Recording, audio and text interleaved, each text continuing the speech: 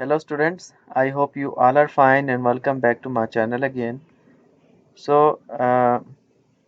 आज से मैं कॉस्ट प्रोडक्शन रिपोर्ट पर कुछ वीडियोस अपलोड करने जा रहा हूँ और कॉस्ट प्रोडक्शन रिपोर्ट का चूँकि आज ये पहला वीडियो है तो इस वीडियो में मैं आपको कॉस्ट प्रोडक्शन रिपोर्ट CPR के बारे में जनरल ओवरव्यू दूंगा और आज का ये वीडियो आइंदा आने वाली वीडियोस के लिए बहुत इम्पोर्टेंट साबित होगा क्योंकि इस वीडियो में हम इसके फॉर्मेट इसको कैसे बनाया जाता है, इसके बनाने का क्या मकसद होता है और इसके बनाने से ऑर्गेनाइजेशंस के लिए क्या फ़ायदे होते हैं, ये तमाम चीज़ें आज के इस वीडियो में कवर करेंगे।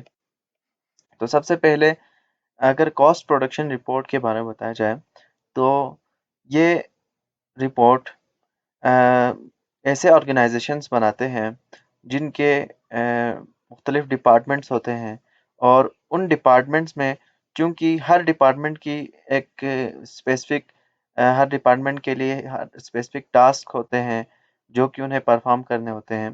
तो उन स्पेसिफिक टास्क को परफॉर्म करने के लिए एक डिपार्टमेंट कितनी कॉस्ट बियर करता है वो कॉस्ट प्रोडक्शन रिपोर्ट के ज़रिए अपने ऑर्गेनाइजेशन को या दूसरे डिपार्टमेंट्स को बताता है ताकि एक ओवरऑल कॉस्ट मालूम की जाए और इसी कॉस्ट के बेस पर उसकी सेल वैल्यू या कितने पर उन्हें सेल उन प्रोडक्ट्स को सेल करना चाहे इसके बारे में वो एस्टिमेशन लगा सकें।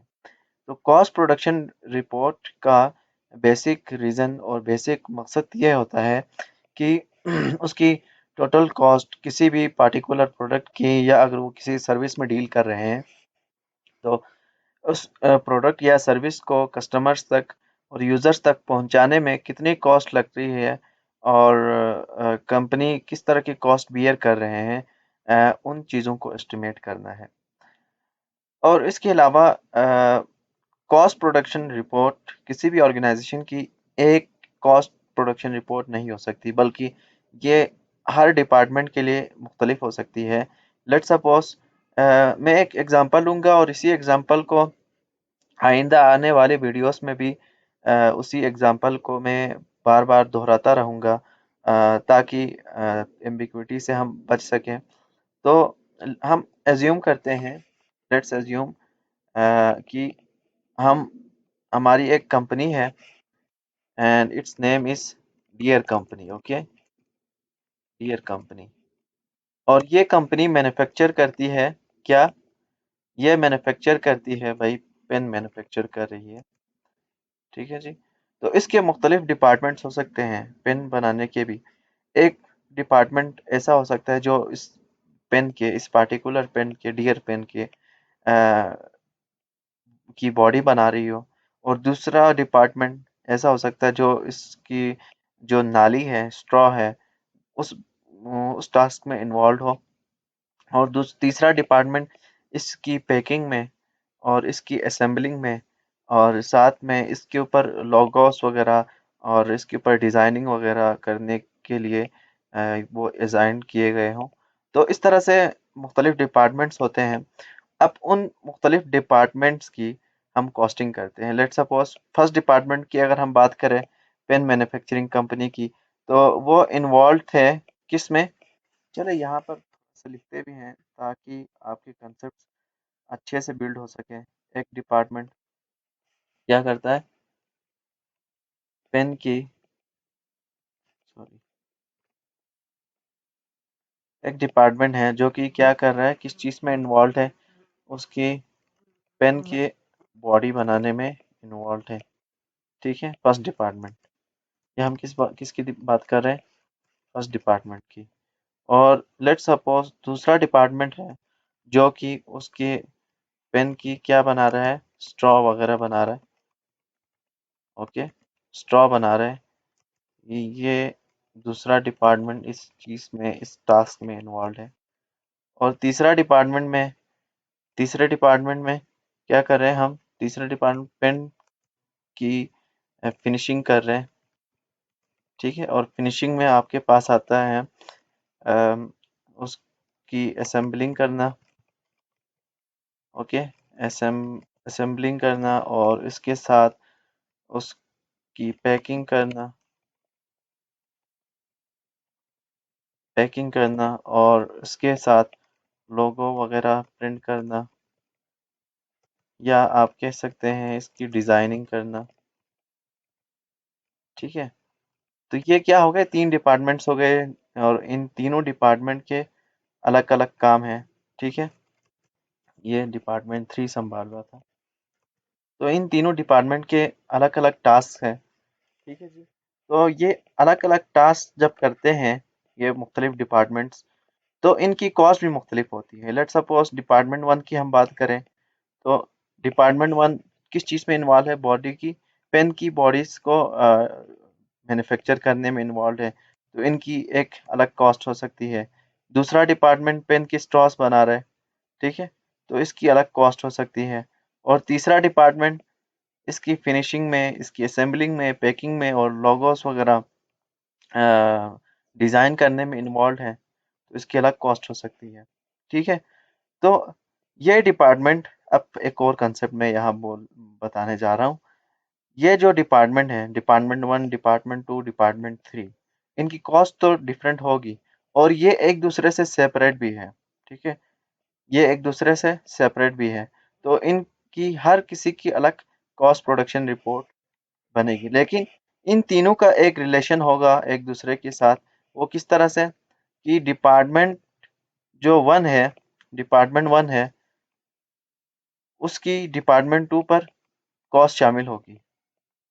ठीक है, क्योंकि देखिए ये बॉडी बने हैं, ये बॉडी अब पेन की बॉडी डिपार्टमेंट 1 से डिपार्टमेंट 2 में आया, तो डिपार्टमेंट 2 ने जो पेन की बॉडीज एक्वायर की है, उनसे हासिल की है, उस पर पेन की जो बॉडी है उनकी कॉस्ट भी लगी है। ठीक है, और फर्दर वो इसके ऊपर मजीद प्रोसेसिंग करेंगे। ठीक है, तो इस पर प्रीवियस डिपार्टमेंट की कॉस्ट भी लगेगी और अभी जो करंट डिपार्टमेंट है, एग्जिस्टिंग डिपार्टमेंट है, उस पर जो मटेरियल और लेबर और फैक्ट्री ओवरहेड्स की शक्ल में जो मजीद कॉस्ट लगेगी वो भी इसमें शामिल है। ठीक है, अब जब प्रोसेसिंग कंप्लीट होगी इस डिपार्टमेंट की, डिपार्टमेंट 2 की, जब तमाम टास्क मुकम्मल होंगे, तो उन्हें भेजा जाएगा टू डिपार्टमेंट 3। ठीक है जी, तो डिपार्टमेंट 3 में अब क्या होगा कि डिपार्टमेंट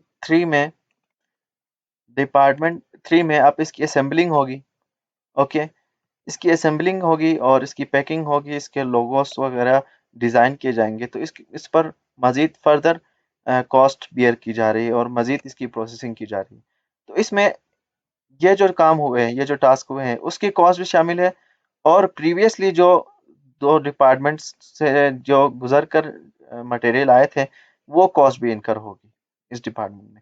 तो टोटल कॉस्ट इस डिपार्टमेंट में जाके बनेगी और जो प्रीवियस डिपार्टमेंट है उनकी अपनी अलहदा अलहदा और सेपरेट कॉस्ट प्रोडक्शन रिपोर्ट्स बनेंगी। लेकिन जो लास्ट डिपार्टमेंट है जहाँ से गुड्स कंप्लीट हो रहे हैं, उसकी जो कॉस्ट प्रोडक्शन रिपोर्ट है उसमें टोटल कॉस्ट हमारे पास आएगी कि टोटल कॉस्ट एक प्रोडक्ट को फिनिश गुड में कन्वर्ट करने के लिए कितनी कॉस्ट बियर की है उस कंपनी ने। वो टोटल कॉस्ट कहाँ बनेगी, लास्ट डिपार्टमेंट में बनेगी। अब हम फॉर्मेट की तरफ जाते हैं, फॉर्मेट की तरफ हम मूव करते हैं। फॉर्मेट कैसे बनेगा, सबसे पहले इन तीनों कंपनीज का फॉर्मेट सेम होगा, इसमें कोई डिफरेंस नहीं आएगा। फॉर्मेट सेम होगा लेकिन वैल्यूज डिफरेंट होंगी हमारे पास। तो सबसे पहले हम बात करते हैं फॉर्मेट की। तो फॉर्मेट में सबसे पहले हम क्वांटिटी स्केजुअल्स तैयार करेंगे। देखिए जी, ये डिपार्टमेंट 1 है।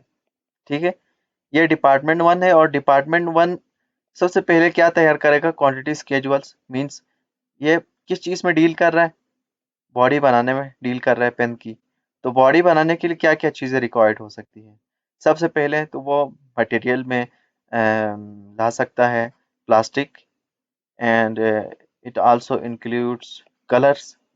ठीक है, ताकि जिस कलर के पेन बनाने हैं उस प्लास्टिक के अंदर, प्लास्टिक तो ट्रांसपेरेंट होता है, पहले प्लास्टिक ट्रांसपेरेंट होता है, उसके ऊपर कलरिंग करनी होती है, डाइंग करना होता है, तो फिर उनके लिए मटेरियल में क्या क्या चीज़ें ज़रूरत है।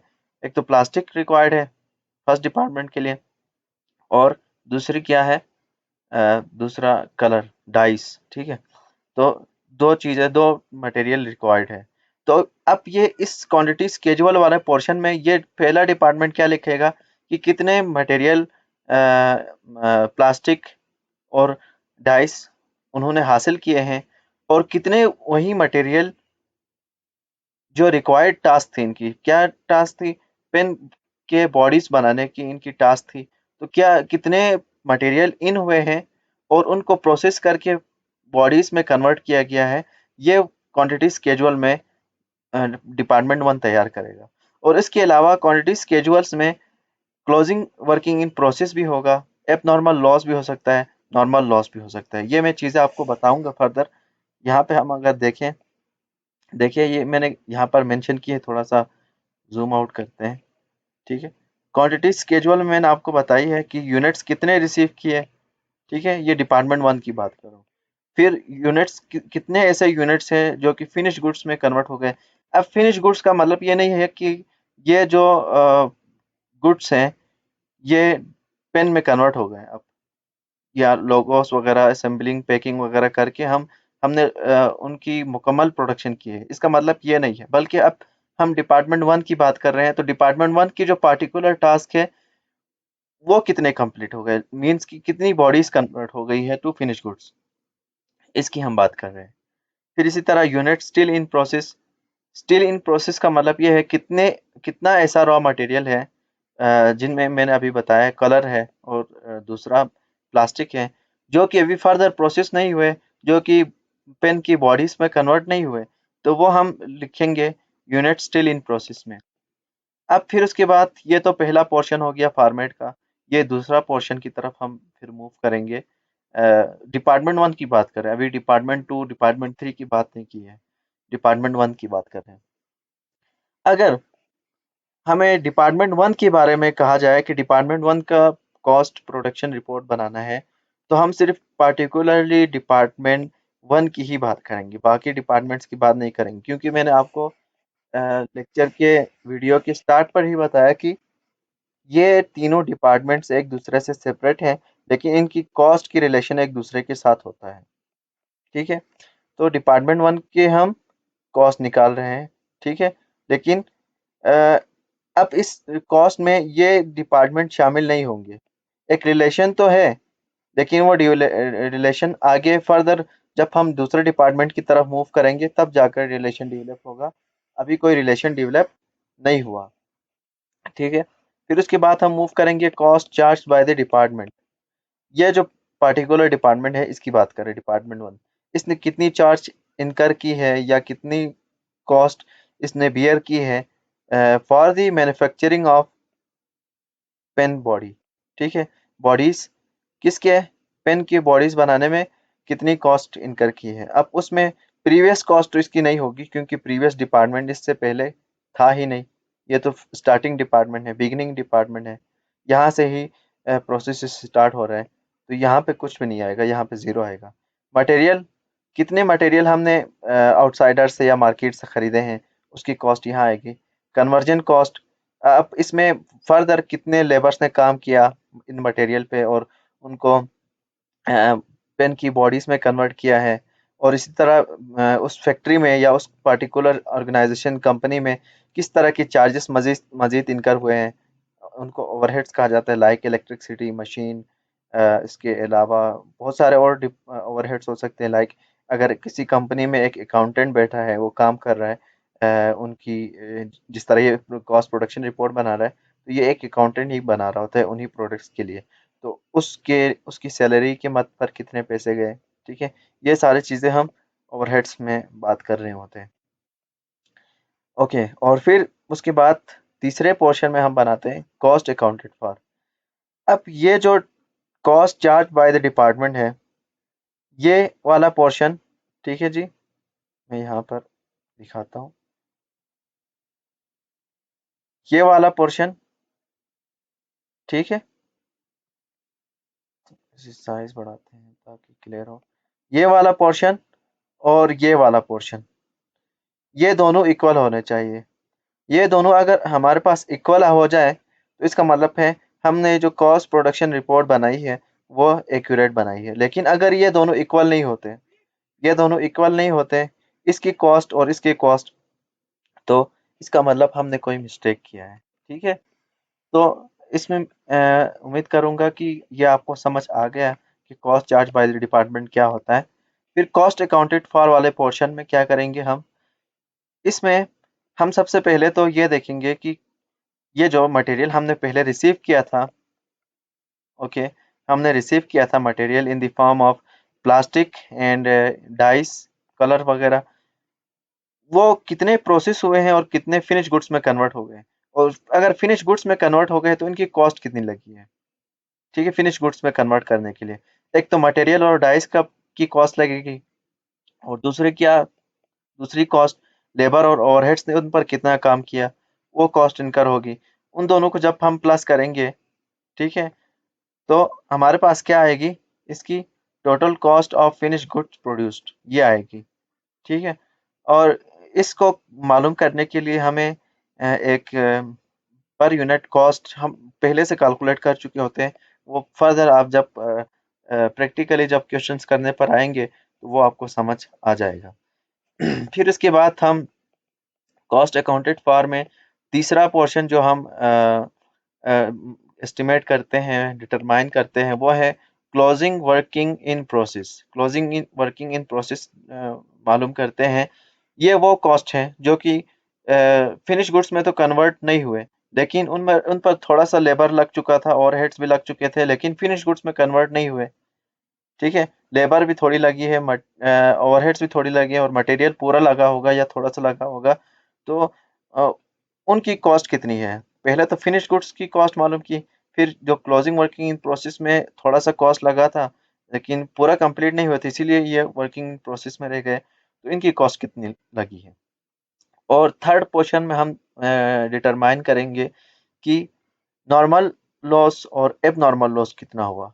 अब देखिए जी, हम बना रहे हैं पेन की बॉडीज, पहले डिपार्टमेंट की बात कर रहा हूँ ये मैं, ये इसी तरह यही सेम कंसेप्ट सब बाकी सारे डिपार्टमेंट पे भी अप्लाई होगा। तो पहले डिपार्टमेंट में हम बॉडीज बना रहे हैं पेन की, तो पेन को उस पेन की बॉडीज को बनाते वक्त कितनी कॉस्ट इनकर हुई है in the form of material and labour and overheads, और इसके साथ कितने गुड्स लॉस हुए हैं। ठीक है, कुछ ऐसे भी बॉडीज हो सकती है पेन की जो कि अकॉर्डिंग टू स्टैंडर्ड्स डेवलप ना हुए हो, तो वो नॉर्मल लॉस में शुमार हो सकते हैं। ठीक है, या एबनॉर्मल लॉस, ये वो लॉस हैं जो कि कंपनी कंट्रोल कर सकती है, जो कि बचा सकती है कंपनी लॉस होने से, लेकिन उसकी अपनी इनएफिशिएंसी की वजह से, उसकी अपनी लैक ऑफ स्टैंडर्ड्स की वजह से, और केयरलेसनेस की वजह से क्या हो सकता है, एबनॉर्मल लॉस हो सकता है। लेकिन नॉर्मल लॉस वो लॉस है जो कि कंपनी कंट्रोल नहीं कर सकती।